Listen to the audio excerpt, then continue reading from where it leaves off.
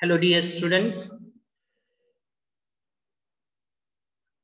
today we are going to discuss about the remaining part of the lesson Tiger Hills by General Ved Prakash Mali. We already discussed about how Captain Sachin Nimbarkar and Lieutenant Balwant Singh, who were the chief of, or we can say, who lead the D company and C company of the 18 Grenadiers, fought against the Pakistani soldiers and Pakistani military. Now, today we are going to learn the remaining part of this lesson.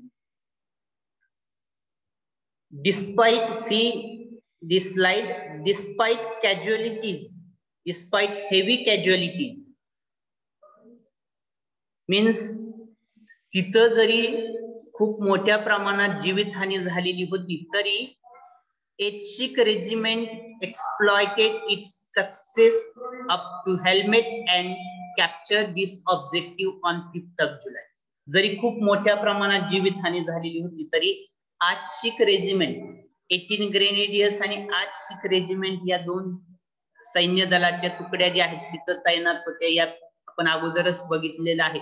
MPS Bajwa यांनी त्यांना order दिलेली होती की तिथं आक्रमण करायचं आणि अगोदरच्या लेक्चर मध्ये आपण कशा प्रकारे डी कंपनी आणि सी कंपनी यांनी तिथं लढा दिला हेही बघितलेलं बरोबर. तसंच एचशिक रेजिमेंटची जी राखीव सैन्य तुकडी होती आणि त्यांच्या बरोबरच ती एचशिक रेजिमेंटची जी राखीव सैन्य तुकडी जी होती तर त्यांनी कशा प्रकारे ते टायगर हिलचा जो भाग आहे तर त्याच्यावरती चढाई करण्यामध्ये तो जिंकून घेण्यामध्ये सुभेदार निर्मल सिंग यांच्या नेतृत्वाखाली कशा प्रकारे तो अटॅक केला आणि तिथं यशस्वीपणे त्यांचा काउंटर अटॅक पण परतून लावला हे आपण अगोदरच्या लेक्चर मध्ये बघितले बरोबर. आणि या एचशिक रेजिमेंटच्या तुकडी सुभेदार निर्मल सिंग यांच्या नेतृत्वाखाली असणाऱ्या तुकडीला जरी तिथं खूप जीवितहानी होत होती तरीही त्यांनी ती चढाई तो हल्ला सुरू ठेवला आणि त्यांना हेल्मेट हा महत्वाचा टप्पा जो आहे तो कॅप्चर करण्यामध्ये आणि त्याच्या आजूबाजूचा भाग कॅप्चर करण्यामध्ये 5 जुलै 1999 मध्ये यश आले. The enemy launched 2 counter attacks with the 40 to 50 personnel. एक 40 ते 50 सैनिक असणाऱ्या 2 तुकड्यांद्वारे दोनदा विरोधी एनिमी सैन्याकडून प्रति हल्ला झाला. But H6 fought gallantly and was able to repulse them. पण H6 रेजिमेंट जे आहे गॅलंटली मीन्स ब्रेवली, त्यांनी खूप शौर्यानं धाडसानं त्यांचा सामना केला and was to able to repulse them. Repulse them म्हणजे मागे धाडण्यामध्ये, त्यांना मागे सारण्यामध्ये ही एचशिक रेजिमेंट यशस्वी झाली. Naik Subedar Karnail Singh and rifleman Satpal Singh, who were the part of the platoon deployed on the reverse slope of the helmet. आणि नायब सुभेदार कर्नेल सिंग आणि रायफलमॅन सतपाल सिंग हे त्या प्लॅटूनचा एक भाग होते जे की रिव्हर्स स्लोप, हेल्मेटच्या रिव्हर्स स्लोप वरती म्हणजे विरुद्ध उतरण जे आहे, उलटी उतरण जे आहे तर त्याच्यावरती त्यांची नेमणूक होती, तैनात केलेली होती. तेही या चढाईमध्ये या हल्ल्यामध्ये सहभागी झाले अँड शोड एक्सेप्शनल करेज, आणि अतुलनीय शौर्याचं प्रदर्शन त्यांनी केलं. In one of these counter attack, Captain Colonel Sher Khan of Pakistan Army was killed. आणि पाकिस्तानी सैन्याचे कॅप्टन कर्नल शेर खान जे आहेत ते या युद्धामध्ये मारले गेले. His body was subsequently handed over to the Pakistani authorities. आणि त्यांची बॉडी लगेचच लगोलग पाकिस्तानी अथॉरिटीकडे हँड ओव्हर केली गेली, दिली गेली. Other bodies of Pakistani soldiers found scattered around. आणि इतर पाकिस्तानी सैन्याच्या युद्धामध्ये झालेल्या सैनिकांच्या ज्या डेड बॉडीज ज्या आहेत ते स्कॅटर्ड म्हणजे सगळीकडे विखरलेल्या होत्या त्या बॅटल ग्राउंड वरती, त्या युद्धस्थळी. They were collected and buried properly. तर त्या सगळ्या डेड बॉडीज भारतीय सैन्यानं कलेक्ट केल्या आणि त्यांचं योग्यपणे दफन केलं. ब्युरिड म्हणजे दफन करणं.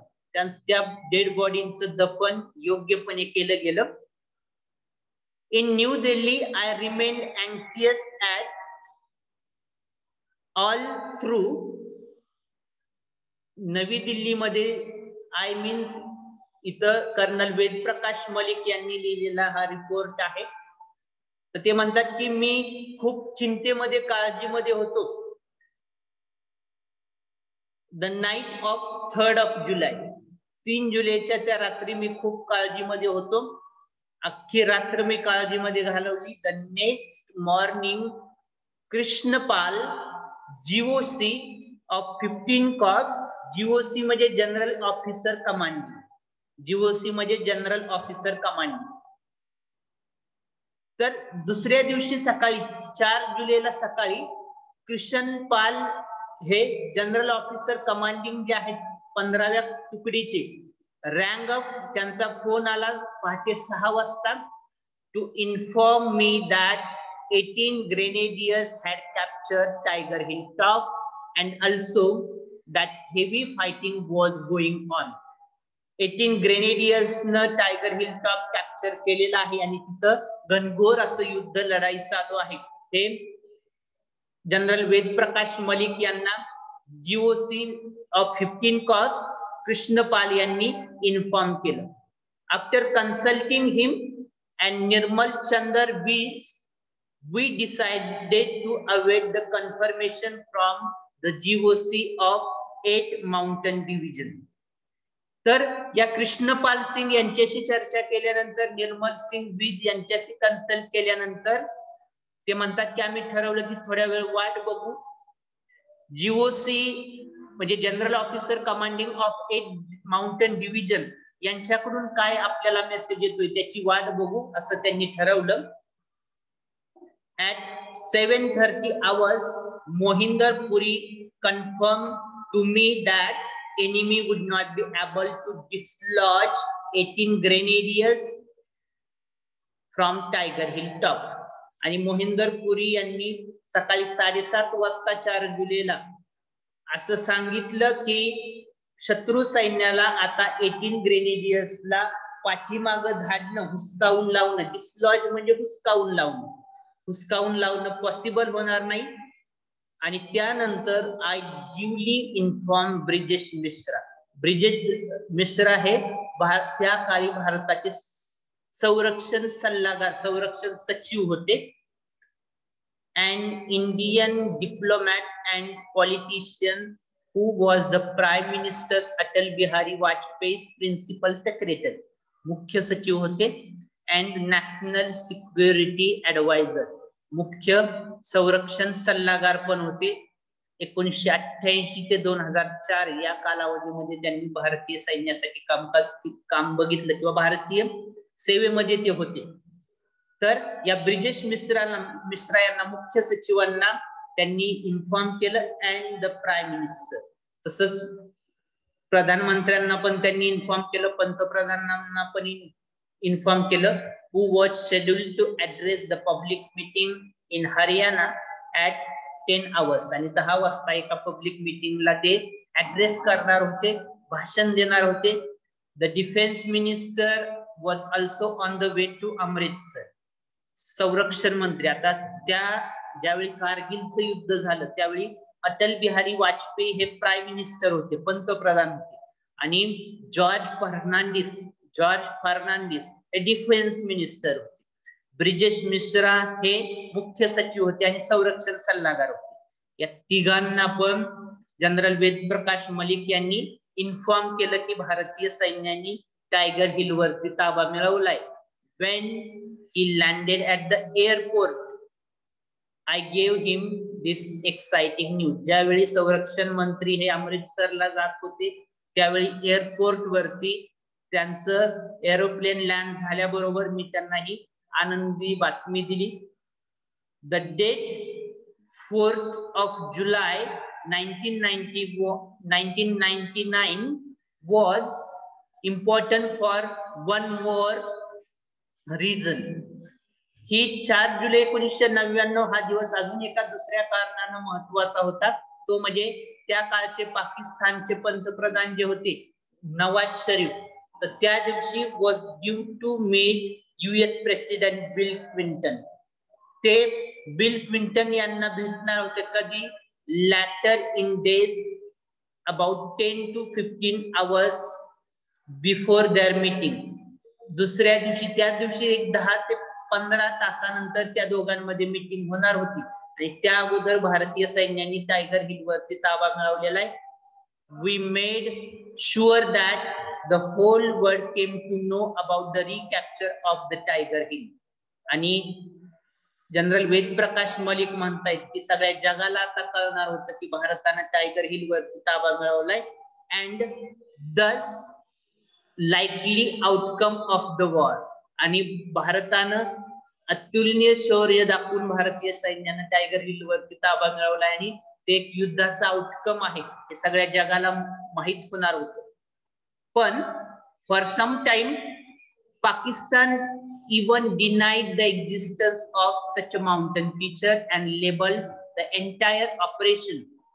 आता टायगर हिल सारखं एखादं ठिकाण आहे आणि त्याच्यावरती भारतानं ताबा मिळवलाय तर हे मान्य करायलाच पाकिस्तान सुरुवातीला तयार नव्हतं आणि त्यांनी हे सगळं जे आहे ते फिगमेंट आहे. फिगमेंट म्हणजे कल्पोकल्पित आहे, त्याच्यामध्ये तथ्य काही नाही. ऑफ आवर इमॅजिनेशन, एक मनानं किंवा कल्पना शक्तीतलं एक कल्पोकल्पित अशी एक घटनाक्रम भारतीय सैन्य दल सांगतंय असं त्यांनी सांगितलं. त्यांनी मान्य केलं नाही की भारताने टायगर हिल वरती ताबा मिळवलाय. The loss of tiger hill was hard physical and psychological blow. बघा, पाकिस्तानी सैन्यासाठी टायगर हिल आपण गमावलेला आहे हा एक फिजिकली आणि सायकोलॉजिकली खूप मोठा तडाखा होता. इन इंडिया वेव ऑफ ज्युबिलेशन, भारतामध्ये मात्र आनंदाचा एक भर आलेला होता, आनंदाची लहर पसरली होती आणि एक रिलीफ पण होता.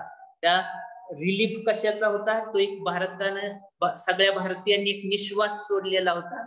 That replace the gloomy mood off the people. भारतातल्या लोकांचा जो भारतावरती जो हल्ला झालाय म्हणून जो दुःखदायक असं जो मूड होता तर तो त्याच्यामधून एक निश्वास भारतीय लोकांनी टाकलेला होता.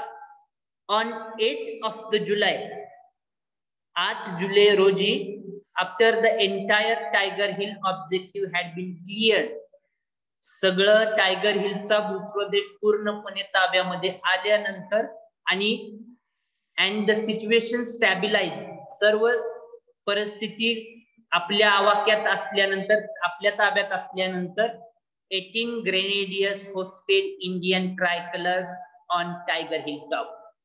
18 Grenadiers या सैन्याच्या तुकडीनं भारताचा जो तिरंगी झेंडा जो आहे, तिरंगा झेंडा जो आहे तो टायगर हिलच्या त्या शिखरावरती उंचावला, फडकावला. थ्रू आउट द टेन्युअर, या पूर्ण घटनाक्रमामध्ये टेन्युअर म्हणजे काय?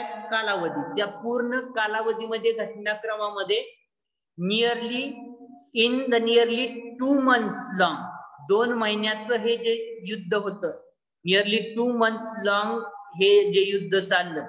The battalion activated itself the high professionalism and honour. आणि त्या बटालियन सैन्याच्या तुकडीनं अतिशय सैनिकी बाणा दाखवला, हाय प्रोफेशनॅलिझम दाखवलं, तसंच एक आदराचं असं स्थान त्यांनी निर्माण केलं. Displaying unshakeable determination and collective Vellar all its member covered themselves with the glory.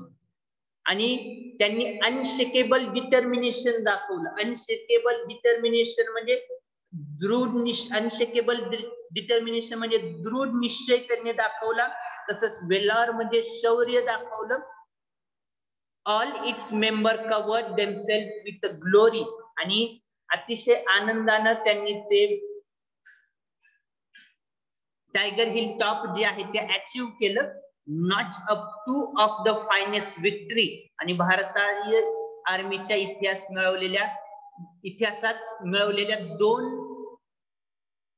ज्या लढायांमध्ये मिळवलेला जे सक्सेस आहे त्या सक्सेसचा ते एक भाग झाले. After the war as the battalion requested, युद्धानंतर त्या बटालियनच्या 18 ग्रेनेडियर्सच्या विनंतीवरून UN मिशन, युनायटेड नेशनच्या एका मिशन मध्ये ही बटालियन सहभागी झाली. Army headquarters sent it to the Sierra Leone. Sierra Leone हे जे ठिकाण आहे दक्षिण आफ्रिकेतलं, वेस्ट आफ्रिका म्हणलं इथं, वेस्ट आफ्रिका, पश्चिम आफ्रिकेतलं हे जे ठिकाण आहे, तर त्या ठिकाणी या सैन्याच्या बटालियनला, तुकडीला तिथं रेस्क्यू ऑपरेशन साठी पाठवलं गेलं. There to the battalion successfully carried out a major rescue operation, आणि तिथंही या सैन्याच्या तुकडीनं अतिशय एक मोलाची अशी कामगिरी बजावली आणि तिथं त्या रेस्क्यू ऑपरेशन मध्ये सहभाग घेतला. तिथं ती एक सुटका करणारी मोहीम जी होती त्याच्यामध्ये ती ऑपरेशन खुखरी म्हणलं गेलं त्याला, तर त्याच्यामध्ये पण यांनी अतुलनीय असं शौर्य दाखवलं. And its all about the Tiger Hills. It is by the general Ved Prakash Malik. Okay, will see the brainstorming in next lecture. Thank you very much. We will see in next lecture.